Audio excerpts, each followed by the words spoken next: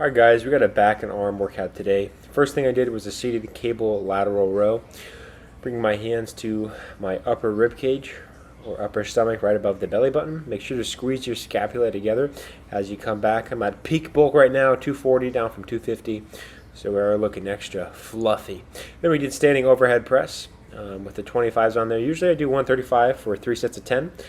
But this variation made it feel a lot heavier than 135, so I only did 25s on each side. Did that for 3 sets for 10 reps. After doing that, I rested for 2 minutes, and then I did a seated one arm half kneeling row. Because my cable machine is not super tall, I had to sit on my butt in order to do this properly. So your gym, you may be able to do it kneeling. I recommend doing it kneeling if you can. If not, and you cannot get full range of motion, then you can scooch back more or sit on the floor like I am in the video right here.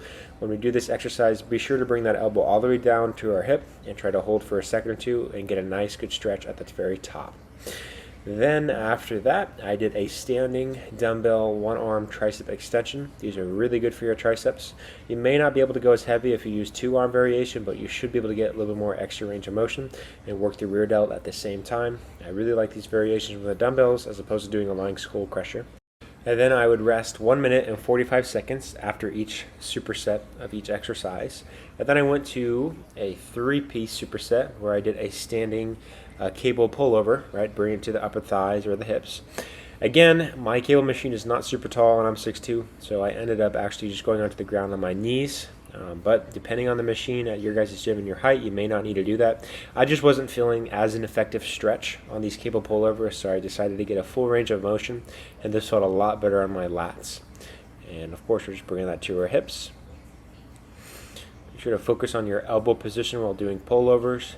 There's me getting a good final stretch and then coming down and squeezing the weight in. And then what I did after that is I dropped the cable down for cable bicep curls. I believe it was 3 sets of 12 reps. It may look like I'm cutting a little bit of range of motion here, but the way the angle is on the cable machine is there's virtually no tension at the very bottom range of motion, so I kind of stayed more in the top range of motion. And then here we have cable push downs for 3 sets of 15 to 12 reps. Make sure to get full range of motion on these tricep push downs. Go as far up as you can. My bicep was pretty pumped up, so my bicep was limiting my range of motion, which in some cases is a good problem to have. That's kind of cool, but you want to get extra range of motion if you can. And then I did standing bicep curls with a very slow eccentric. This is real time, so this was 40 pounds. I'd curl up, and then when I got about to 90 degrees with my elbow crease, I slowed down even further on the eccentric phase to do lengthened partials, right? So we're doing 8 reps per arm, alternating, going down nice and slow, holding as long as I can. I can literally feel my bicep ripping while doing this exercise. So this is a really good one. And then finally, for our last thing, we did overhead tricep extensions with the V-bar attachment. Use whichever attachment feels comfortable on your elbows, the V attachment if you have that available at your gym. And then, of course, just overhead tricep press laterally with tension. Another variation for this, if you don't have the right setup at your gym, you could do a dumbbell skull crusher instead. Guys, that was today's back and arm workout. I appreciate you watching this video. Look forward to bringing you guys more content. Have a good day.